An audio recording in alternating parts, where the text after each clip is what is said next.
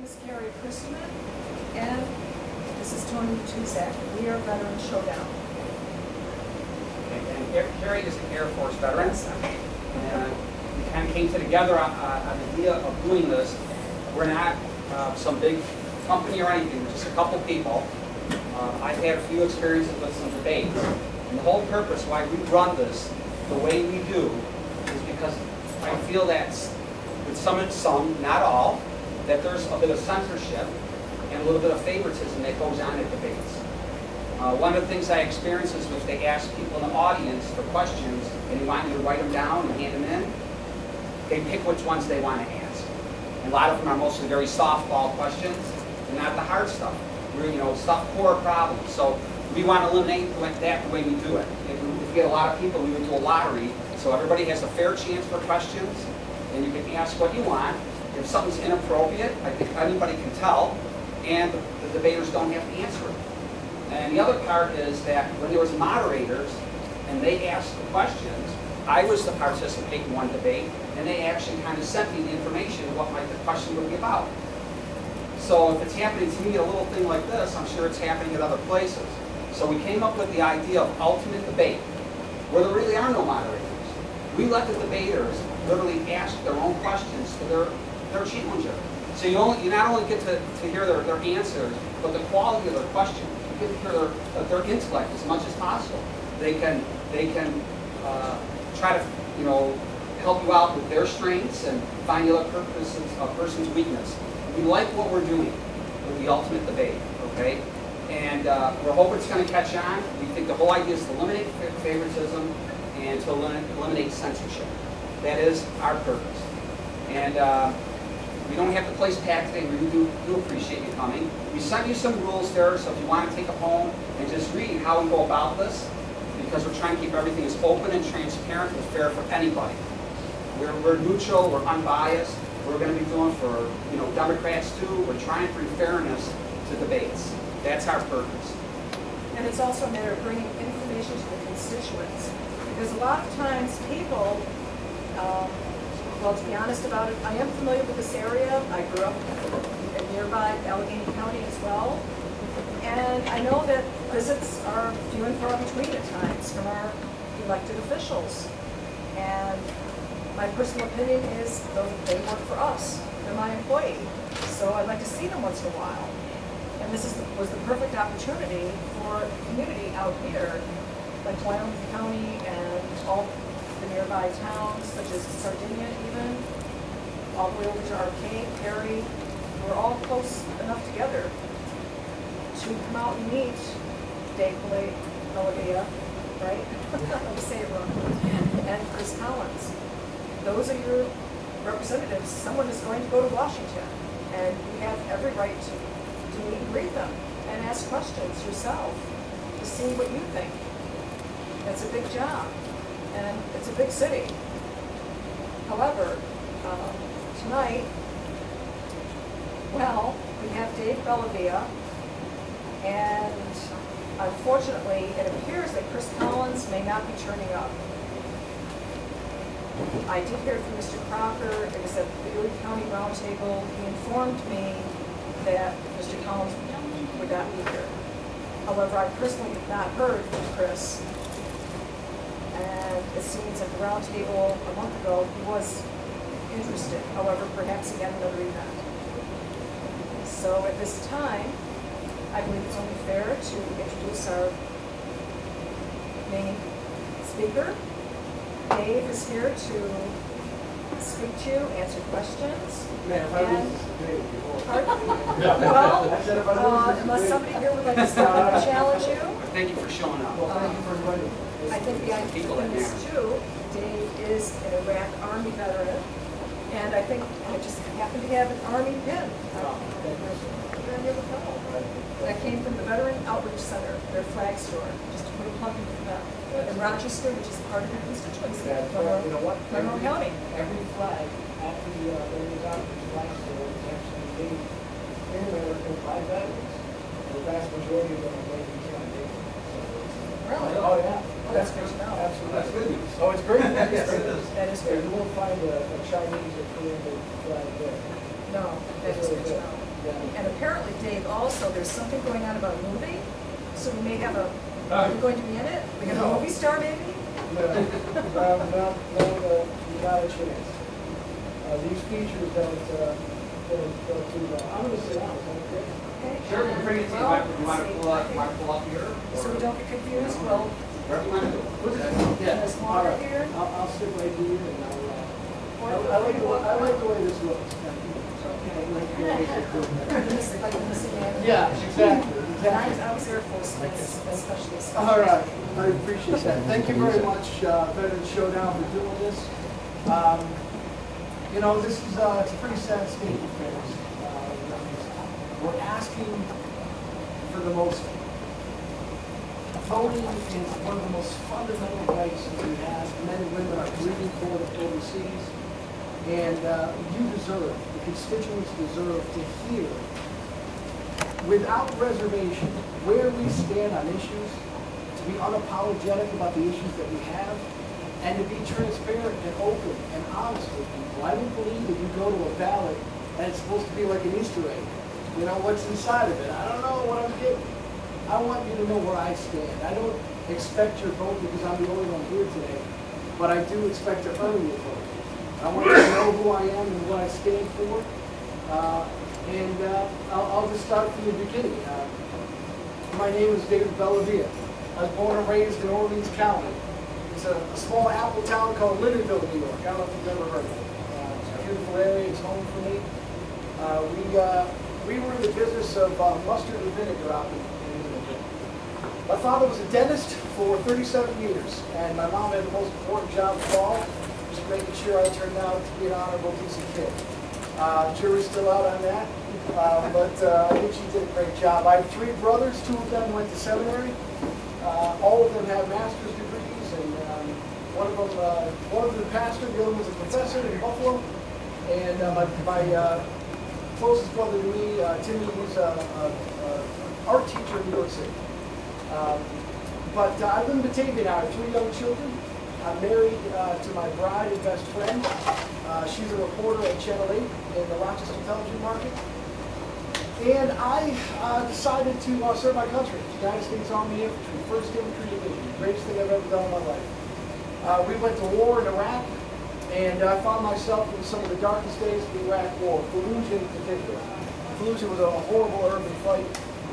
Lost 37 of the most beautiful men I've ever known out there. And I made a commitment to when I came home that I would live the rest of my life for what they died for. And so when I came home, I started a national veterans organization called Vets for Freedom. And we are an advocacy group. We were brought in, we've talked to Prime Minister Maliki in Iraq. We've done a lot of the counterinsurgency methodology in Iraq. I've returned to Iraq 2 times outside of uniform. We worked with President Bush in the White House to push the surge agenda through the House of Representatives and the Senate. We've also elected 13 veterans from Iraq and Afghanistan. Our most famous is a gentleman named Alan West out of Florida. I don't know if you heard of Alan. He's a rock star in the conservative movement right now. We're really proud of him. And I came home and I started a charity called War Legacy Foundation. I learned a lot of lessons in Washington, D.C. over those 2 years that I spent there. Working with members of the House and the Senate, Democrats, Republicans. I'm a conservative Republican. I'm a social conservative, unapologetically social conservative. It's the foundation upon which I stand. My fiscal conservatism is what's going to drive my agenda in Washington. And I believe without genuine conservative values, what is the compass that's going to guide your fiscal policy? And this morning, I received the endorsement of the New York State Right to Life. I'm very proud of that. My opponent refuses to talk about his stance on any social issue, and so therefore he wouldn't answer questions, and he won't talk about any issue, and therefore I received the endorsement based on my stance. I've earned an A rating from Scope and the NRA and the Sports Gun Owners Association in New York. My opponent has not received an A rating, and the reason for those lack of endorsements is he founded, and I would love to talk to him about this, but we get him on cell phone. He founded Mayor Bloomberg, New York City. Mayor Bloomberg, the man who wants to outlaw extra large cherry Cokes. Mayor Bloomberg created an organization called County Executives Against Illegal Guns. My opponent was a founder of that gun organization. The gun organization that the NRA calls the most dangerous gun-grabbing organization of the modern era. Mr. Collins was a founder of that group. And my question to him is, enough of the excuses. What's the reason why you did this? Why would you get in bed with Mayor Bloomberg and such a radical anti-gun agenda? He doesn't want to talk about it, so the NRA, Scope, and all these other organizations have said, we don't have our support. So I got the A ratings there, and I'm very proud of that. But here's something that's more important to me than anything else. Mr. Collins took $85 million to balance his budget from President Obama's stimulus. Then he went back and asked for a second helping from President Obama with stimulus money. Now, I don't know one fiscal conservative who would agree with that. When you ask for $2 billion for the city of Buffalo and for Erie County, and then you're going to stand up to liberals like Kathy Hochul and President Obama, it's going to be really hard to look Representative Hochul in the eye and say, you know what, I'm running this race and I'm inextricably tying you to President Obama. But I took the stimulus money and I balanced my budget. If Mr. Collins was here, I'd ask him why the Department of Labor statistics show that there are 19,000 less jobs in Erie County in 2011 than when you took office in 2008. But he's not here. So I'm going to have to ask, you're going to have to ask questions of me. I want to answer every question you have. I want to be completely transparent. I'm going to just tell you real quick my 6-point agenda of what I'm going to carry to Washington. I believe in restoring American prosperity. And the way to do that is to give an expensing of 100% expensing of any equipment or corporations you purchase, as long as it's made in America.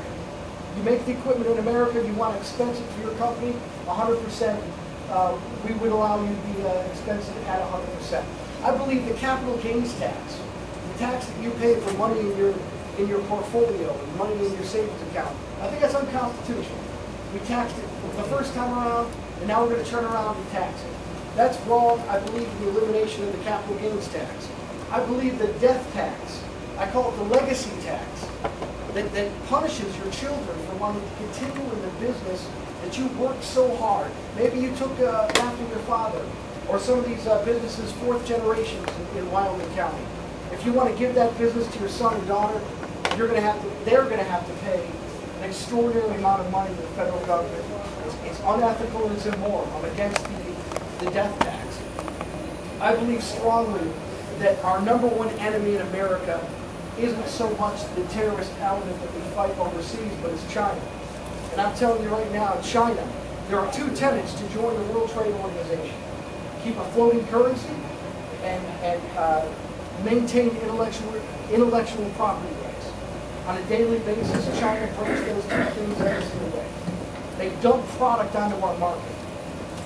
You know, one of the things that is so important is that a congressman has the ability to take a constituent to the World Trade Organization and have a case adjudicated.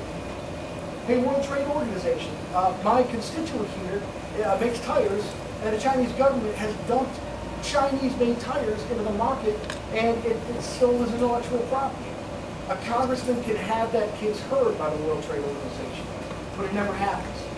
The currency manipulation has to end, and it has to end now. My second policy, one of the second points of the 6-point plan is agriculture. I grew up in Orleans County, I live in Batavia. I'm going to tell you something right now.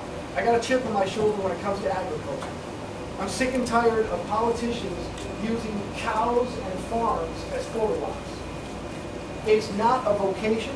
Agriculture is a profession. It needs to be looked at the same way any other business would be looked at.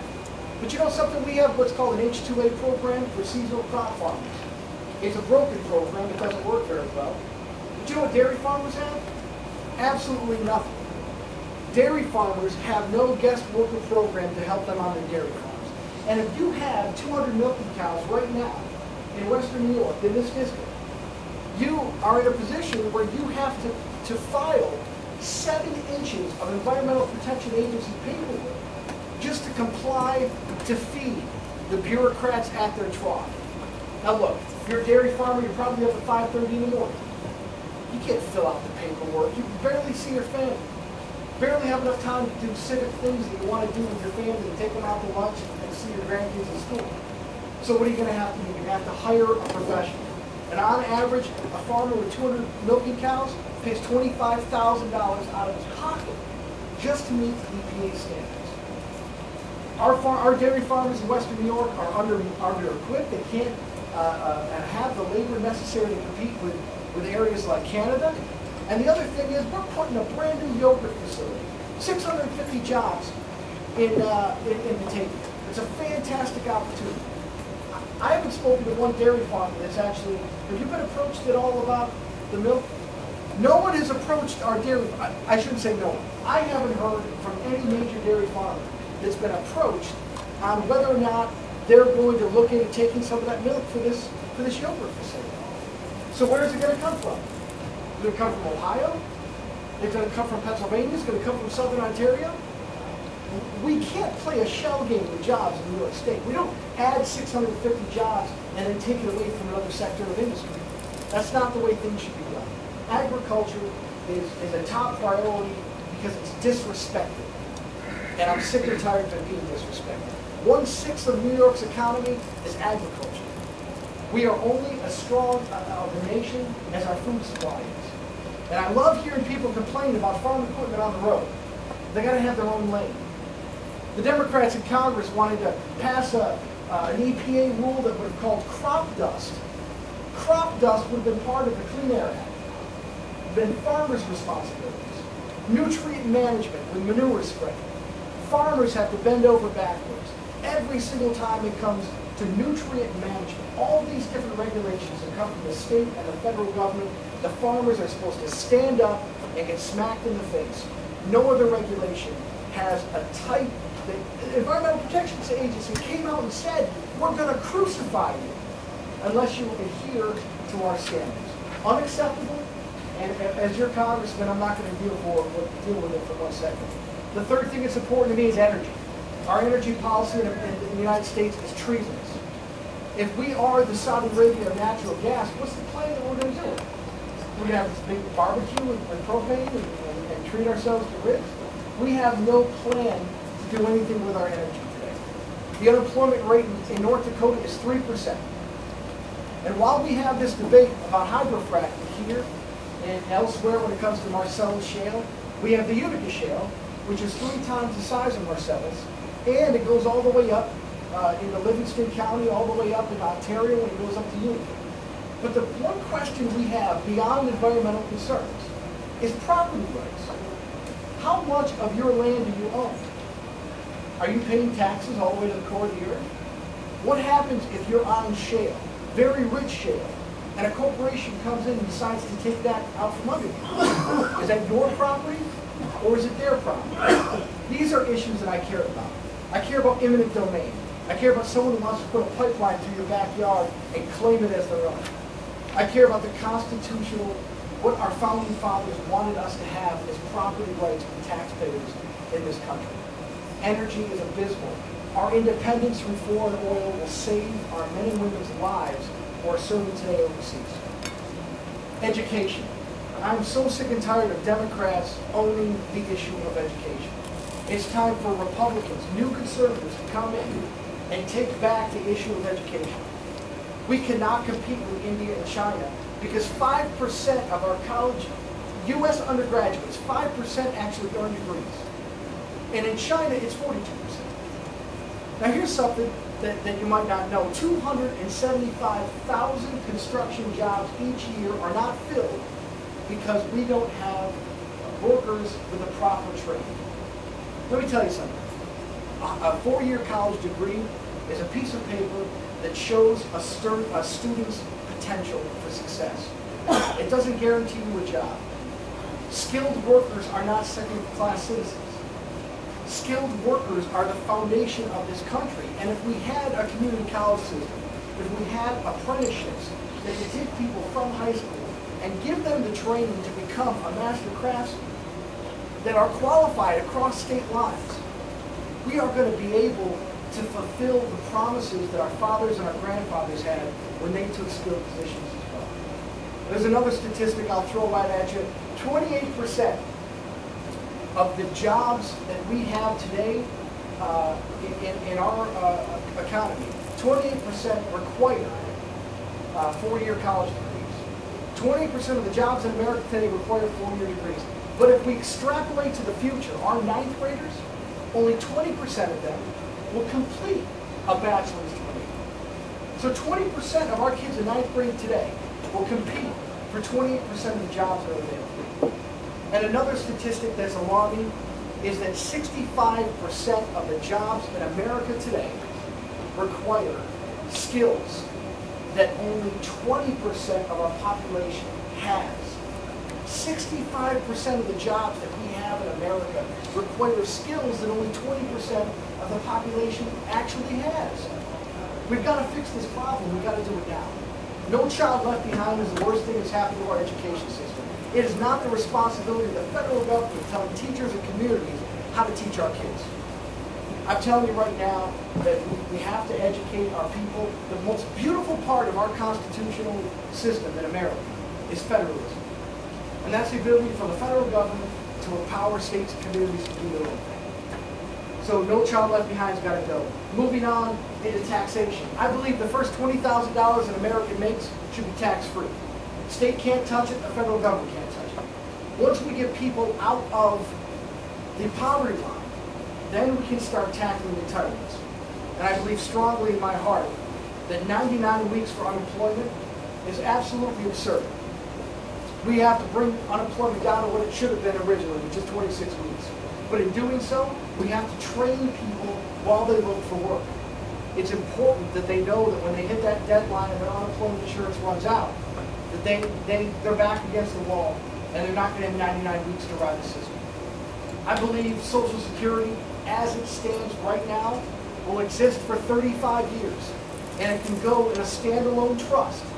But the problem is the lockbox that we have for Social Security, a whole lot of people have keys to that lockbox. And they're dipping into it every other day. Our currency is weak because we have too much money out in circulation. We have to pull it back.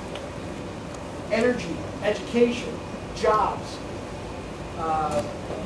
We can go across the board and talk about our 6-point plan. It's on my website. But you know what? I see a lot of glazed eyes. So here's what I'm going to do. Any question you have, please ask. I'll answer whatever you have. I don't want to monopolize all your time. I'll let my opponent take some questions for that. Kidding, of course. Go ahead. Any question you have, I'll be more than happy to answer. Sir. How do you feel about Adam and Steve? Gay marriage, I assume. I'm just asking. Adam and Steve, you're saying gay marriage in New York State? Yes. Well, you know what? It's a New York State issue, but I think that's a cop-out for politicians, so I'm going to tell you how I feel. Before you get involved in that, what gives our legislators in the state the right to vote without asking us how we want? You're stealing my voicemail messages, aren't you? That's No, exactly I'm what not I know. That's exactly what I was going to tell you. I believe that when it comes down to, liberals like to pick and choose the 10th Amendment. They like to choose when it's a state's right and when it's a federal right. And when it comes to something like the 10th Amendment, I don't care what my state senator says. Bring it up to a vote of the people. But I'm going to tell you why I'm against gay marriage. I'm against gay marriage for many reasons. One of them is I believe the people should decide on something like gay marriage. I believe strongly as a born-again Christian that I was raised that marriage is between a man and a woman, and I feel that way today. The third thing, we have a definition of marriage the Supreme Court ruled on in the early 1900s. Now, to be fair, it was a plural marriage ruling, but it still defined marriage in Utah as one man and one woman. So if you want to rewrite the Supreme Court law, go to court. Let the Supreme Court decide on what is legal marriage and what isn't legal marriage. But let me tell you something about this constitutional amendment to ban gay marriage. Now, these are people that agree with me, agree with you. They want to ban, make a definition of what marriage is in the Constitution. You know, one of the most important amendments we have is the 18th Amendment. The 18th Amendment is the prohibition of alcohol. It's an important amendment because it shows how silly it is to muddy up the Constitution with things that don't need to be in the Constitution. Our founders, when it talks about alcohol, our founders weren't sitting around saying, you know what, let's ban alcohol, put that in the Constitution. It's unnecessary. We don't need to muddy up our Constitution with nonsense. We can sit together, we can articulate our positions, and let's start trusting the people to have a voice in the process. Because I'm going to tell you what, California is a very left-wing state. How did they vote? How do you think Texas is going to vote? How do you think Arizona is going to vote? The people will have their say. But don't go around the people by going through the court systems like they're doing in California. Liberals love to use courts when they don't get the vote they want. You see it all the time. We don't get our vote, so now we're going to go adjudicate it at a federal court. It's wrong, and I defend the true definition of traditional marriage. Okay, now my other question is committee assignment. Sorry. Committee assignments, Oh yeah. are you for that? Are you saying? Are you going to take a committee assignment to make, to pad your payroll? Oh no. You're not going to take any committee assignment? They don't make more from the committee assignments. Excuse me? In Washington, D.C., you don't make more on committee assignments. In Albany, you do, but not in Washington. Washington's different. But I'll tell you what, don't give them any ideas. Don't give them any ideas because they'll change that in a heartbeat. Let me tell you what's important about keeping a Republican Congress and now getting the Senate back in Republican hands. With this November election, June 26th is a very important day because the first time in decades, this district will have the opportunity to select who they want to represent them in the Republican race. Now, all I hear all day, my opponent has $112 million. Well, you know what? God bless him. I love success. I love the idea that someone's wealthy and they can achieve their American dream. But you know something? Just as he shouldn't be disqualified because he's rich, I should be disqualified because I make what an average American makes in this country. I released 6 years of my tax returns for transparency. I wanted everyone to see how much I make, what I pay. My opponent, even though he was asked by the former Erie County Chairman Bob Davis, he was asked by the Democratic Erie County Chairman Len Lenahan to release his tax returns. You know what he said? Basically, he said, I have too much to hide. I don't want you to look at my tax returns. It's none of your business.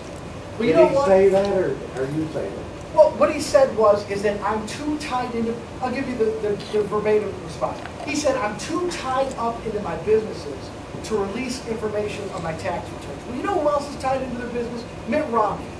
He's far wealthier, and he's far more intertwined in his businesses. And you know what Mitt Romney did? He released his tax returns. Let me tell you why that's important. What if in October, we know Representative Hochul's going to do it, what about in October we find out that Mr. Collins paid an exceedingly low interest rate? What if we find out that Mr. Collins has money overseas? What if we find out that Mr. Collins is playing fast and loose with tax laws? Now guess what just happened? We have taken a very Republican seat that's been redistricted to be more Republican, and we've lost it again. And let me tell you something about Representative Hochul. She is Louise Slaughter 27 years ago. Louise Slaughter is a card-carrying socialist. And all these Democrats in this region, they come in early. And they say, you know what, Louise Slaughter was from Kentucky. Isn't that great? She still hasn't lost the accent. And she walked around, I love guns, I love the outdoors, I'm all about farms. You know what happens over time? The more you dance with people like President Obama, the more you dance with Nancy Pelosi and Harry Reid, you become just like them. And if we can't beat Representative Hochul now, she's going to have 10 years of power. And it's going to be impossible to take her out. Mr. Collins cannot defeat Representative Hochul. I can't. Mr. Collins has not been endorsed by the 12 counties. I have. I'm telling you, the reason why he's not showing up here today is because he can't defend what he calls conservative values. And I will chase him down every area he's in, and I will get that debate. Because you deserve it and you deserve it. Thank you. Any other questions? I have one. Yes, sir. Rather a stupid question. Mr. Newman, there's no such thing. I know our previous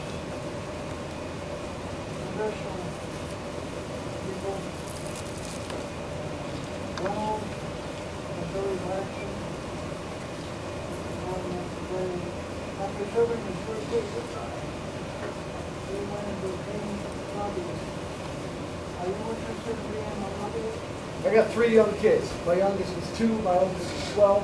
I'm interested in being a dad. I'm interested in being a father. I believe strongly that our founding fathers did not want career politicians. I believe that in my heart. And I also believe they just recently passed a law. And by the way, my campaign manager is Mr. Paul Cole. He was the district director here for Congressman Reynolds and Congressman Lee. I don't believe there's anyone in politics today in Western New York that knows this district more than Mr. Cole did, or does, I should say. And the reason why I brought him on this team is because I know a lot of people around here. He knows exactly what the issues are per town. It's been a huge education for me when I get to go into a town and learn about what these communities are going through. Paul's given me an education now for 2 months. But you know, they just passed a law that said you can't lobby unless you got to wait 2 years after you got out of the House of Representatives. And what I'd be interested to know is if Congress would be interested in passing a law that said you can have to wait to lobby as many years as you serve. Could you imagine what would happen? If you serve for 10 years, you got to wait 10 years to lobby. Our problem, do you know where the term lobby came from? It came from President Grant. And they kept bothering President Grant. He smoked his cigars and drinking his whiskey. And they kept coming into his office and he said, you know what? Keep those vultures in the lobby. Get them out of my face. They called them lobbyists because they were constantly bothering. But lobbyists are always going to be a problem in our system. But you know what? A bigger problem is earmarks.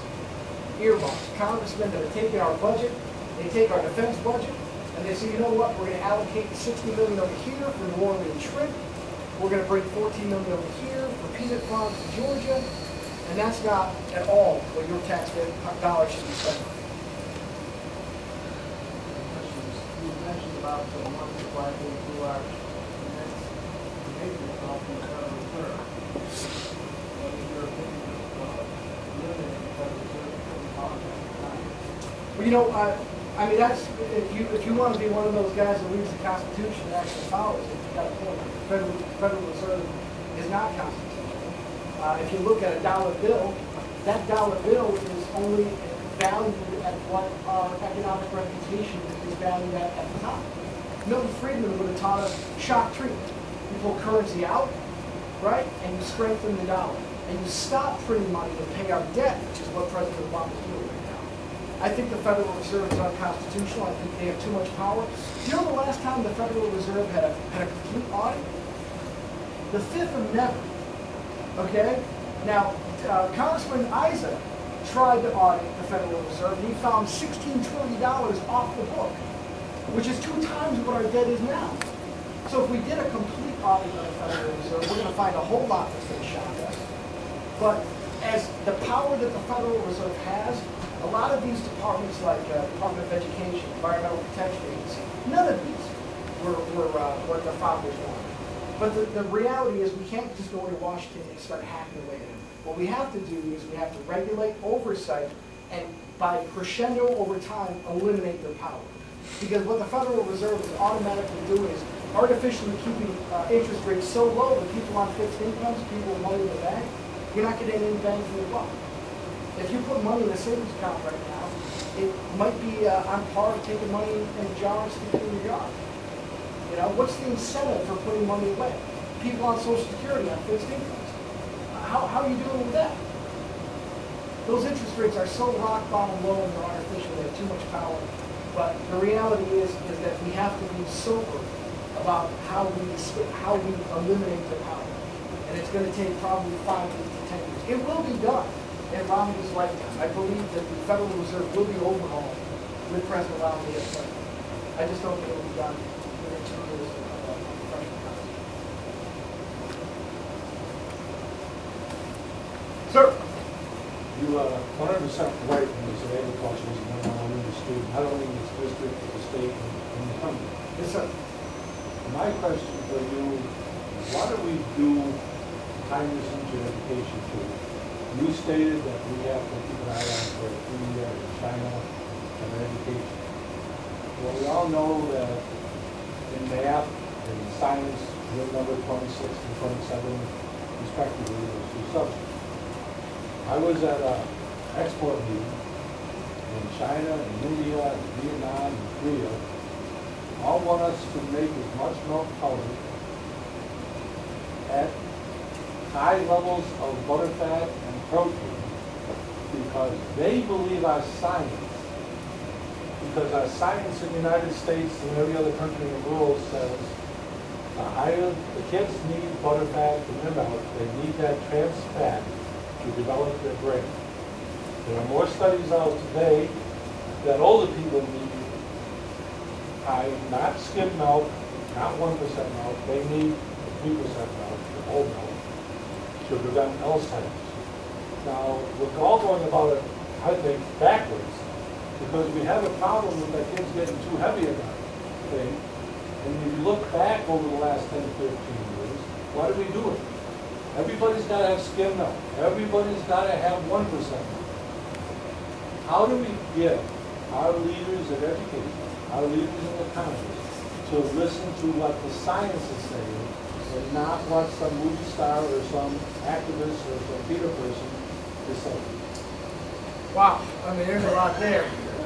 Well, the first thing is I've never seen udders on an almond, so I don't know how to get almond milk out of that.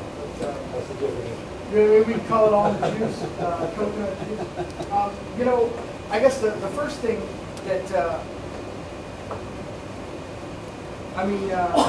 the first question, I'm trying to knock it out in order. Education. You know, when it comes to, I just read, we actually have more sports exercise majors in America than we do electrical engineers. And in 1965, we had 2 times the amount of physics majors that we did in 2004. So we're dumbing down our educational system, without a doubt. And I think what that comes down to is that an average kindergarten child that's above intellect or gifts, a very smart kid, he can go, or she can go his entire lifetime all the way to college, and their best work will never dissatisfy a teacher. Think about that for a second. There's something important about a student saying, I can't do this. There's something about humility that you teach a student when they actually are taught something that they don't know and they're pushed beyond the level they're at. But what's happening is, in order to educate everyone on the same level, dumb down the system to the point where these kids are cruising without any effort whatsoever. And when they finally get into secondary school, guess what? It's easier to get a soft degree than it is to get an engineering degree. Because engineering is different.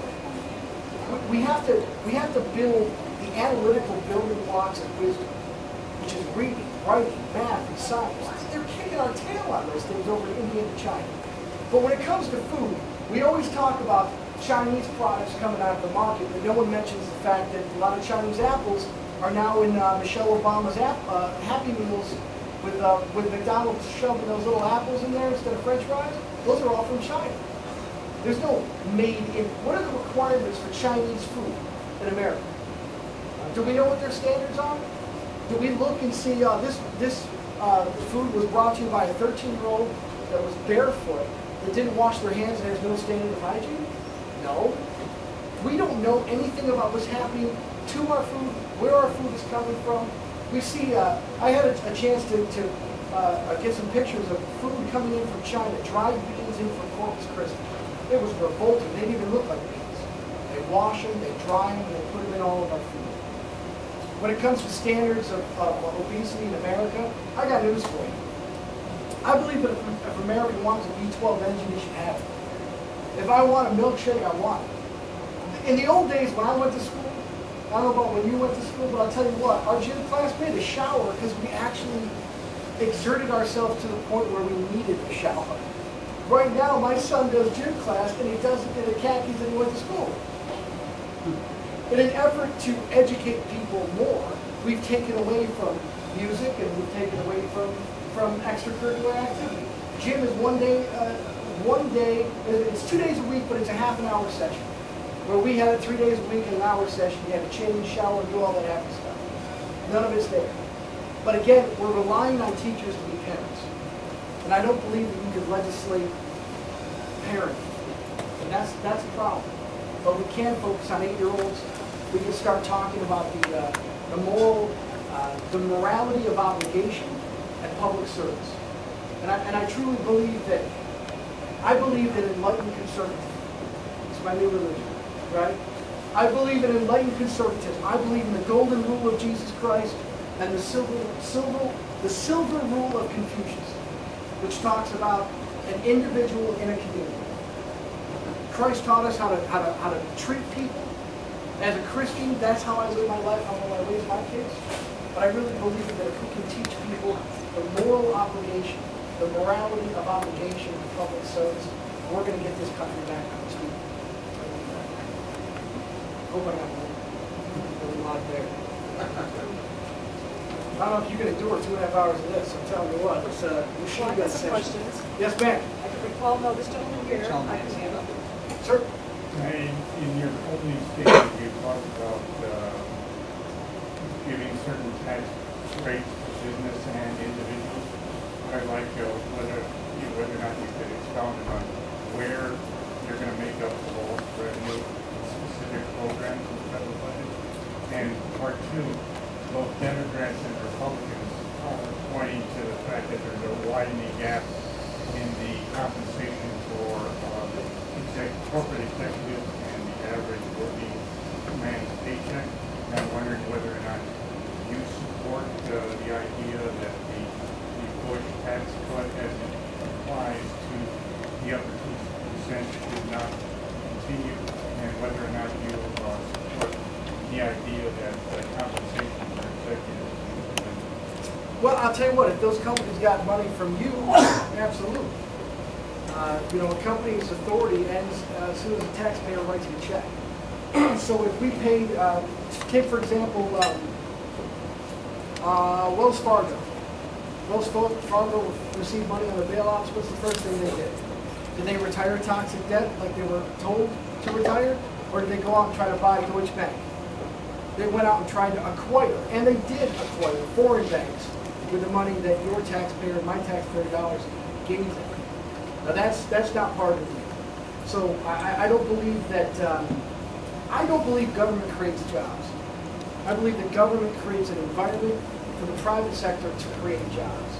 And that is limited regulation. The government's role is basically that of a referee. You get two boxers in the ring, you gotta be the same weight. Here are the rules, have that.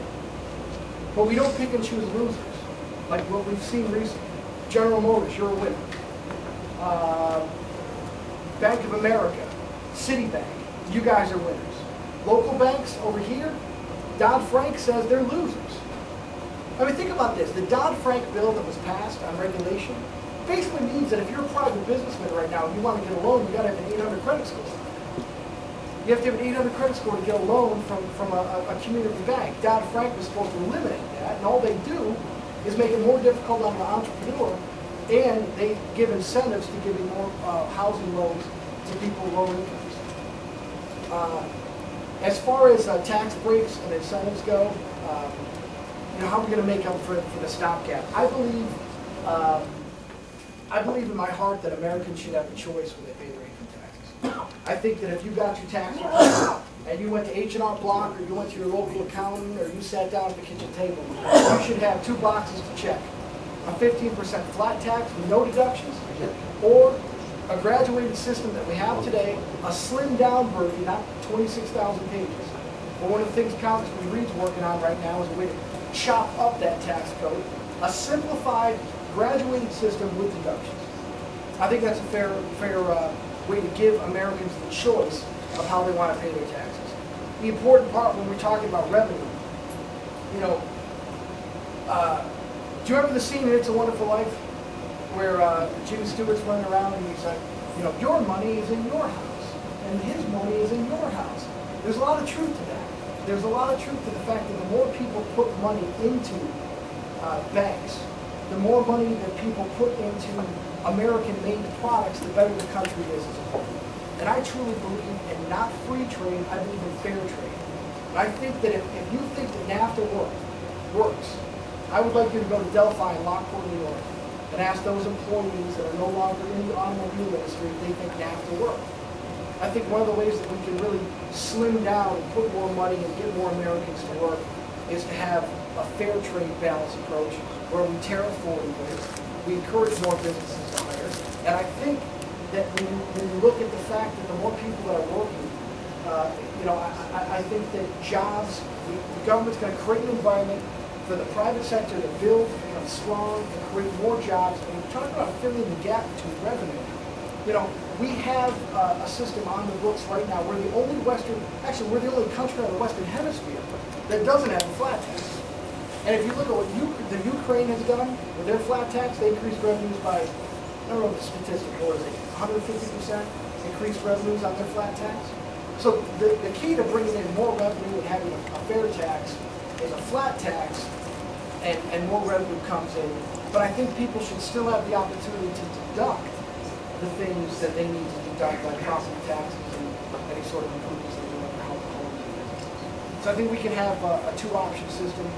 The Bush tax cuts you mentioned, I'm in favor of the Bush tax cuts. I'm in favor of making them permanent. Because you know what? It's going to be hard for a guy with $112 million to look you in the eyes and say the capital gains tax is unconstitutional, because he might live on his capital gains tax of 15%. He might live on the fact that all he does is take interest from his money market account and put it in his bank account because he got $85 million. But you know what? That guy with $112 million, my opponent, he already paid his taxes on that money. The government went into him after that money. Now I'd like to see his income tax return to see how much they got, but the fact is that he's already paid his money into that. So if I'm to tell you that you worked your tail off and made $50,000 a year, and the government come in and they took their cut right off the top, and you had to pay 35%, and you stick that money in an account, and in 10 years you decide to pull that money out, the government can't come back in and say, oh, wait a minute, here's another 15%. You already paid into it. The Bush tax cuts give the middle class more money. And if someone out there is earning, billions and billions of dollars, we want that money back into the system. We don't want money to go overseas. Now, there's something that's on the floor of Congress right now, and I wish I was in the House because I'd vote for it. And it's basically what is the word? The forgiveness, amnesty. It's an amnesty program for people that have trillions of dollars overseas. We give them an amnesty to take that money overseas and bring it back to the United States with no penalties. That would instantly create hundreds of thousands of jobs. If we told people, you are no longer going to get an incentive for moving your money and creating jobs over there. If you have money hidden away on Swiss bank accounts, you have an amnesty to bring it back, but you have to keep it here. Bringing those trillions of dollars back home is going to help us at the bank. It's going to help us, the private sector, create jobs, and it's going to help the tax base, because more people are working, and the more corporations make, the better it is for us as a whole. Corporate taxes, 37%, the highest on the globe. I don't think they should be any higher than 25%. So I'm a little. What's the justification for the compensation that American corporate executives have? They're competing against countries like China or India or even Europe. The compensation ratio with executives to workers is a lot lower than the United States. So why are American executives worth as much as they're being paid? Well, unfortunately, that's up to their board of directors. Now, if they took taxpayer dollars, then you're their board of directors. And your union president is a congressman or a senator. So you don't believe the federal government should tax them? I don't. What I believe is that I believe strongly that if a company decides to incentivize a position, that is their business to do so. And I think if they want to be competitive, if China's only giving $50 to a CEO, we've got a lot of young men and women educated right here in our city schools that are taking jobs overseas because they're paying them more now. I don't want the United States of America to regulate private industry jobs. I don't want the United States of America to tell a farmer, you could only make so much money. And I don't want the government to come in and tell someone else, here's the cap, here's the ceiling on how much money you can make. I want Americans to strive for greatness. The caveat is, if you took taxpayer money, part of the stimulus plan, and you're paying that money to your executives because you had a contract with them, you better not be laying off any people. Because the contract that you made with these corporate executives, and you laid off 2,500 workers, That's not part of the deal of you getting that stimulus money. And I think what you'll find is a lot of lessons have been reversed. When that tariff money first came out, when the stimulus money and the TARP money first came out, you've seen that the Republican Congress has moved forward to make them more accountable. Sarbanes-Oxley is legislation that was written by Republicans that basically forced executives to be more transparent and sign off on all their accounting so we don't have an Enron scandal. That's a piece of legislation that came out of corporate greed. What do you think? Did you address where the federal budget is going to be cut in order to pay for the tax cuts you were asking? Oh, you know what? I don't have time in the day to cut the federal budget. I'll throw a dart in the budget right now and we'll find a cut. Here's what I do believe in. I believe in a balanced budget amendment that has 3 provisions in it. Baseline budgeting, which is kitchen table politics, which basically tells someone, you wouldn't go to your spouse and say, I saved $50,000 today, I didn't buy a truck. Your spouse would say that's not savings, that's something you didn't spend money on. The government doesn't look at it that way. The government sees money that if they spend less money this year, if they spend less money next year than they did this year, they look at it as saying, well, hey, look at the savings that we had over time. That's not the way it works. You don't equate inflation. You don't do your mortgage and put in inflation on the cost of your house. But the government does that. Baseline budgeting makes kitchen table politics the federal government's responsibility when they do budgets. The other thing is, we need a supermajority of 60% for Congress to raise taxes. We need congressmen and women to be accountable for when they decide to take money out of your pocket. And the third thing that we need is cut, cap, and balance approach. Under the Ryan Plan, for the first time since 1965, Medicaid is on budget. Never been on budget before. Medicaid is capped at $260 billion, and it's put off in a block grant to the states. It's never happened before. There is too much to count. I could take a weed eater to the federal budget. And you know, Tom Reed cut $60 million by killing a Tijuana sewer plant. In Tijuana, Mexico, your taxpayer dollars went to a sewer plant in Tijuana. $60 million. Isn't that because we have a treaty with Mexico about all the water we take out of the Colorado River? You know what? And we owe them a certain amount of water that is actually drinkable. You know, That's the problem. I have no idea what the nexus is. You may very well be right about it, but I'll tell you what, when I see Tijuana sewer at $60 million, there's a whole lot wrong with that sentence. Okay, and when I've got people that are out Maybe here. what's wrong is the fact that Colorado and New Mexico and California didn't see much water on the Colorado River. Hey, those farmers are dying out there. They're dying. Those farmers, do you know why the water is being held? What's messed with the farmers is Phoenix and Tucson and all that. But you realize what these farmers are asking for? That's a great point to bring that up. These farmers are being held by the Environmental Protection Agency because there's a certain fish that have hatchlings in a watershed. And these farmers are asking for money for irrigation, and the EPA won't let them have the water because there's fish in there. Let me tell you something.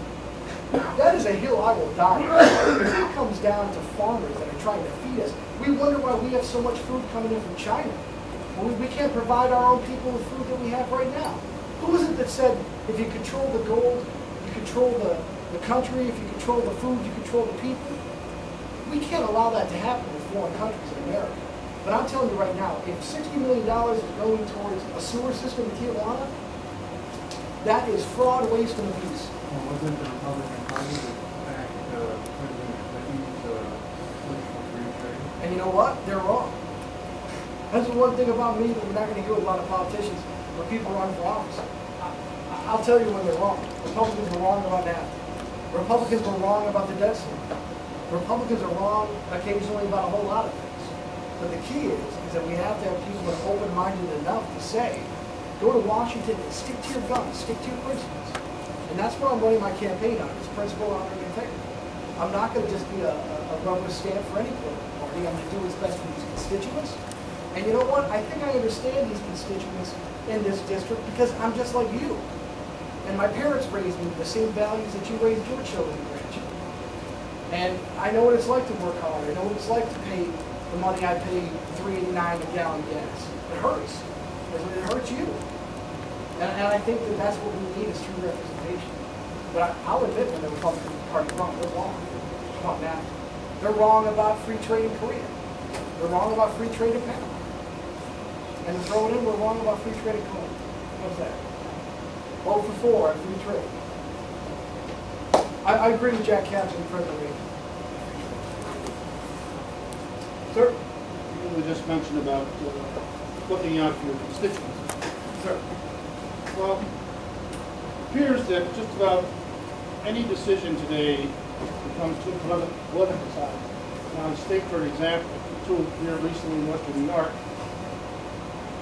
we quite a wrong decision. The government decided they were going to close the post office on William Street. Well, sure enough, it became political, and it was decided to kick the can down the road for 3 more years, keep that facility open. The Air Force Base up in Niagara Falls, eliminating some C-130 aircraft in those positions. Again, political process got involved. I think as it stands now, that facility is going to stand on its own for the next period of time. We've got to make some tough decisions in this country as far as cutting spending. Where do you feel you've got to walk the line between representing the constituency or making that tough decision to go along and work with that decision that's made to close that facility, whatever the case might be? Well, I mean, I guess it kind of, the problem we have in our country, we have to save our republic, and spending is a problem. Earmarks are a major part of that problem. But it's very difficult to look at the 17% defense spending that we spend in our federal budget and compare it to the 60% of entitlements that we're spending in our federal budget. How we can look at 17%, like Representative Hochul says, we need to make cuts in defense and raise taxes and say Medicare. No, we don't. There's plenty of places that we can cut. We actually laid off 150,000 active duty soldiers by cutting back on their units, by closing bases. The Niagara Falls Air Force Base just isn't 900 employees. The Niagara Falls Air Force Base are mom and pop diners, gas stations, people who live down the road that are doing laundry services, people that have apartments for them, mechanics. That's what's infected when you take something out of the community. I grew up right next to Medina. When Fisher Price left, we're still recovering from when Fisher Price left. It was tragic. Absolute devastation. East Aurora. It's the same thing when they scaled down. I believe in my heart strongly that right now federal spending is out of whack and it needs to be brought in. And when it comes to the pork barrel bills that come as part of earmarks and bringing bacon back into the district, Robert Byrd and John Murray, their districts are paved with gold. And where has that gotten our country? So when it comes to bringing home the bacon, and when it comes to, those are the tough decisions that have to be made. But I'll tell you what, if I've got to make a tough decision, you better believe that my friend and my colleague in Iowa, my friend and colleague in Manhattan, and my friend and colleague in Rochester and Syracuse are going to make those tough decisions too. We don't just lay down and say, well, Western New York, 27 New York, we're going to have to make cuts because, you know what, we're not going to be able to bring in some of this federal money because our country is in peril. No, it's going to be done across the board. It's going to be done across the board. It has to be because we're losing. The biggest threat to democracies in the world isn't socialism, it's debt. Debt is what's killed Greece. Debt is what's killing France. Debt will kill India and Cyprus and you name it. Debt is going to kill Spain. That's what we have to curtail, cut, balance right now. And but when it comes to the Air Force Base, we're talking there's a horse of different color. The Niagara Falls Air Force Base kept Air Force One in the air on 9/11. The F-16 Charlies that flew around Manhattan, that was the Niagara Falls Air Force Base. There are very few bases that have flown more sorties in the global war on terror than Niagara Falls has. This is an important part of our national defense. And when it comes to things like, you said Niagara Falls Air Force Base in Canandaigua, VA Hospital, what was the other one? The post office. Post office is a great example. Well, I mean, the VA in Canandaigua is always, it's always on the chopping block. It infuriates me too. But, I talked to someone who was saying, the postal workers, they make too much money, they get poor, their pensions are too high, they fraud, waste, and abuse the student. When you pay, think about this for a second. A stamp for 49 cents can go from my house to Phoenix, Arizona. Even 45 cents. 45 cents, a forever stamp, first class mail. That's pretty remarkable. I mean, that is really remarkable that our postal service, not only is it safe, it's reliable, it's accurate. You know, everyone complains about postal services when it comes to their retirement, but when it comes to getting their income tax return check or getting their letter from Aunt Susie with a $10 check in it, man, that's important to everyone. There are very few things our founding fathers talked about. If we have to make cuts, we can make sober cuts.